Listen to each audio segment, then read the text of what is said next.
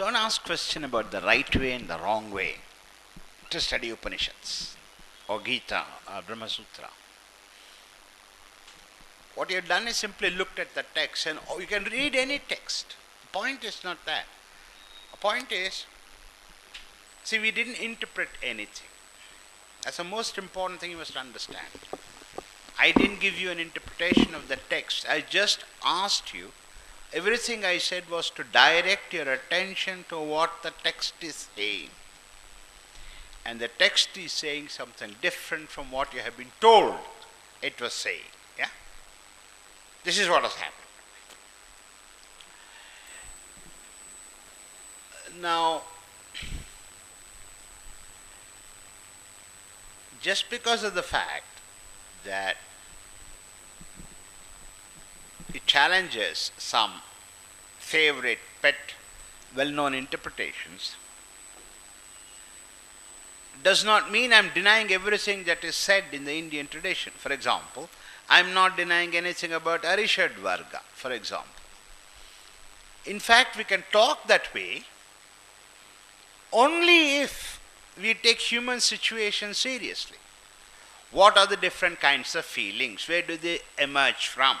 Why do people follow it? When you ask these questions, then you understand there is something called Arishad Varga. There are 6 kinds, 6 groups of emotions which damage a human person.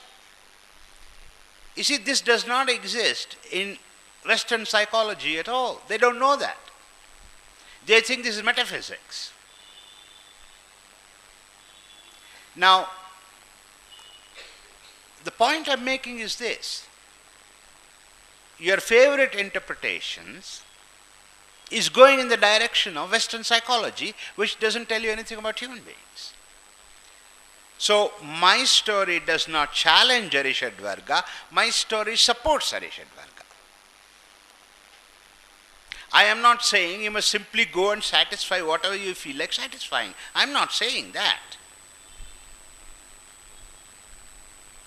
In fact, your favorite interpretations are telling you that. I did not say don't help a beggar. Just because I say Kripa is a psychological flaw according to Indian tradition doesn't mean when I see a beggar, go kill the bastard. I didn't say that. I don't mean that. You feel like helping people, do it. But what does that do with Kripa? You can do it for any number of reasons, not just that one alone. And that one particular feeling, which Semitic religions bring as something very big, is not useful to human existence and human development. That is what it means to be a flaw. It will not help you grow as a human being, then it's a flaw, then it is a fault, then it is a dosha. So, with respect to human flourishing, certain properties help us, certain properties do not help us. Now, this study, this analysis is possible if you look at how human beings are, how they function, and so on. I'm talking about that. That does not mean ethics are not required, on the contrary. But just because ethics is required, it doesn't mean you have to be normatively thinking, as we call it, the way Jews, Christians, and Muslims are doing. Don't mistake me. I have studied, I'm still studying Christianity for nearly 40 years. I'm fascinated by Christianity. I have no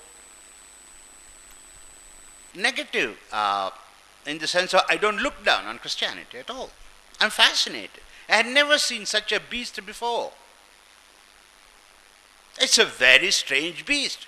It's like a Martian to me. Agnel is a Catholic, so is my wife. 45 years, my wife is a Catholic. My children are not, unfortunately.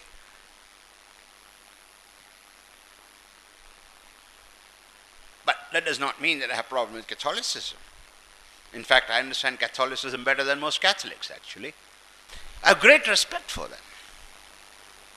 They said fantastic things. For example, the missionaries whom I criticize were incredible people as human beings. They left their comfort in Europe, went to jungles in Africa, suffered diseases 30, 40, 50 years and died there because they wanted to help people. This is an extraordinary human action. Extraordinary. And the Catholic priests have done that, missionaries have done that. So they're not all bad people, missionaries, they're fantastic human beings. I don't know much about Islam. Actually, I don't want to know much about Islam. But then Indian Muslims are not, at least the old Indian Muslims, not the last 40 years madrasa students, not them, the Indian Muslims. They're Christians and Muslims in India, you cannot easily compare them to Christians in Western Europe or Muslims in the Middle East. It's a different phenomenon here, which we have to understand what it is. So in one sense, I would say, Indian Muslims, Indian Christians are as Indian as anybody else. Oh, they might not have heard of Prajapati. Big deal. There are a lot of Indian Hindus who have not heard of Prajapati either. So what? Maybe there are many who haven't heard of Upanishads. So what? In fact, most of you may not even know what the word means. Upanishad, what does it mean? Actually, I didn't learn about it till 3 years ago, people. So what? We don't belong to a culture. We share one culture, Indian Muslims and Indian Christians included, which is the Indian culture, in an extraordinarily complex number of ways. And the condition is not that you need to have read some text, gone to some temple or mosque or church, known the name of what? Shah Rukh Khan or something like that, or Salman Khan. You don't have to know their names to be an Indian, belonging to the culture. I don't mean by that your passport Indianness. There's something extraordinary about Indian culture which allows this. So there is something about our culture which I'm studying for 40 years, just grasping certain aspects of it, which is why the Vedas and the Upanishads, etc., developed in India, social sciences developed in India, and only in India. It's something to do with some certain things in this culture. We are the only culture in the world. In fact, even Sheldon Pollock accepts it. In fact, he gave that name. We are an empire without an empire. We colonized the whole of Asia, but without an empire. Whereas Rome couldn't do that. It needed the armies, it needed religion to colonize the world. But we did not. We didn't colonize, but we did. Whole of Asia we took over without oppressing the people, without spreading religion, without using army. We didn't even use merchants. We colonized Asia. An empire without an empire, says Sheldon Pollock. And that's really very right. From here to China, we took over. How? Sheldon Pollock traces wonderfully. In a matter of 50 years, Sanskrit language became the language of the court from Kanyakumari to Cambodia. 50 years' time. There was no army, there was no merchants, there were no religious organizations. How the hell did it spread? We don't know. The only way Latin spread in Europe was through conquest, military, trade. We had none of those three. That was Sanskrit. 1,000 years Sanskrit ruled Asia. So this is our culture. There's something really phenomenal about it. And I told you, I repeat once again, I am not a nationalist. I am not a patriot. Nationalism is poison. So I'm not any of those things. So when I'm saying this about Indian culture, trust me, it is a result of 40 years of scientific investigation. I have not seen this anywhere in the world. But that's not the reason why I'm defending it, because I've seen it nowhere else in the world. But because it's the best that I see in the world.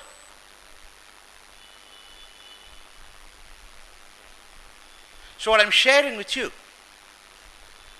are the insights, some insights from that kind of research of more than 40 years. Not just by myself alone, trained students. They're doing the research also. In Europe and in India.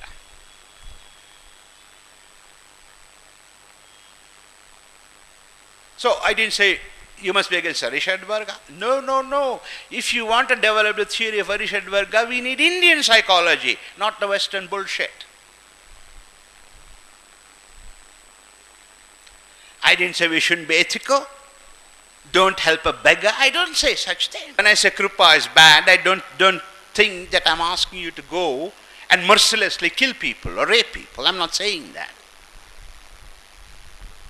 Just because Kripa is bad doesn't mean cruelty is good. I'm not saying that. Just because I'm telling you how to read a text which challenges some of your favorite heroes, put that aside. That's only for fans, not for you. But that does not mean that we give up ethics, we give up morality, we give up thinking, we give up reason, we surrender to our Arishadvargas. No, no, no.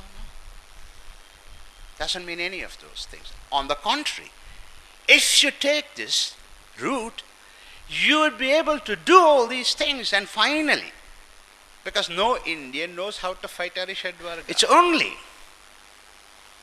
if you accept and understand that Indian understanding of human personality is the most scientific, would you be able to live this way, find out what your enemies are, how to tackle with them, and how to be happy.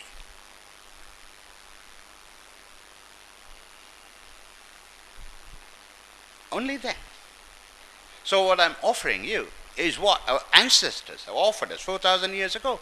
A scientific route to be happy. To make others happy. And not destroy everything we built, like these three religions and the secular friends are doing today in the world. They're destroying everything. 5,000 years of cultures, they'll destroy it. And the only culture which can offer resistance, which can allow us to survive and flourish, is Indian culture. And I want to repeat again, it's not because I'm a nationalist, I'm not. This is 40 years of scientific research which is talking to you. So now we can ask, what are the Arishadvargas? How many six groups, how many feelings are there? How do we classify them? How do we train them? How do we control them? How do we guide them? You can ask these questions only if you understand what they are. And you can't understand them using today's psychology at all. But using Indian psychology is the only possible way. So use Indian psychology because it's scientific. It has to be built today. Because the last 1,500 years you lost access to them. But they still remain. We still have a hunger for Atma, Brahma, even though we don't know what it is. But today we see the extraordinary thing Indian tradition is saying. It is accessible to each one of us without difficulty. This must comfort you. That means you can get Brahmajnana with some effort. It's easily accessible to all of us. Not only some Shankara who will get this Brahmajnana. No, I can also sit here as Balu and get it. I don't have to be a special human being. Just because I am a Muslim, it does not mean I won't get it. No. Every one of us can get it.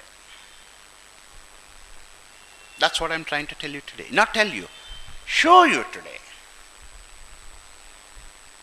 Yeah? Prajapati is telling you this. All right? But think about what I have said and ask yourself the following question, which is one most important thing. Why is it that the people before you who have read these texts have not seen what you have seen? Why? It is not because they are unintelligent, it is not because they were stupid, it is not because they could not read, but they could not read somehow. Why? So all you need to learn from me is this. Read what is written. Knowledge is yours. You don't need any guru. But you must learn to read. But that is something you learned at the age of what? 6, isn't it? So practice it. Practice reading what is written. Whether in Sanskrit or in Kannada or in English, it doesn't matter. It's knowledge. It doesn't depend upon the language. So read. You will get the knowledge. If an oaf like Arjuna can understand Krishna, come on, intelligent people like you should be able to understand him better, no? Quicker. Virochana could not have been a genius, no. But that fellow got Brahmajnana, yeah? So you should be able to get it also. Just look in the mirror and think. Both are required.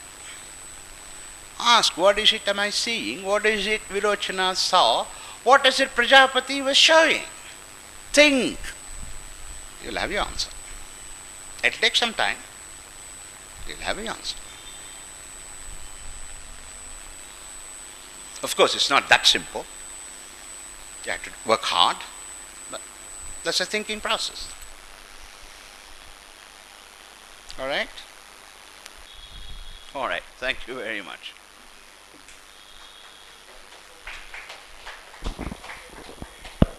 So I will just do a small formality. Thank you very much. All of you have come here. If this workshop has made you feel that these texts are accessible to you, at least you can think of considering reading them. I think the attempt that we made is going to be successful. I think, see, one of the expectations from our side is that we should continue to do this exercise of thinking together. Last 2 days thinking together didn't happen because you were silent. Maybe passively you were thinking, but I think we should continue to start finding out ways of reading these texts and figure out how to think about it. Balu will be there to guide us, so we'll take this further. Thank you very much for being with us for 2 days, and great thanks to Balu. No, I thank you all of you.